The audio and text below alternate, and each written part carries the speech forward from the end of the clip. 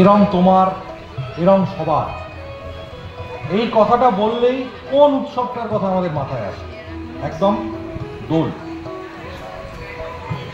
গ্রীষ্মের দহন তখনও শুরু হয় না, শীত বিদায় নিচ্ছে। ঠিক এই যে সন্ধিটা, এই যে বসন্তকালটা, এর রোমান্টিসিজম হচ্ছে দোল। আর এই রোমান্টিসিজম নিয়ে আমাদের রবি কবি তার অসংখ্য মণিমাণিক্য ছড়িয়ে ভরিয়ে দিয়েছে আমাদের এই বাংলা সংস্কৃতি। ছোট, মাঝারি, অতি ছোট, বড়, অতি বড়, সবার অত্যন্ত কাছের, অত্যন্ত প্রিয় হচ্ছে এই বাংলার দোল উৎসব।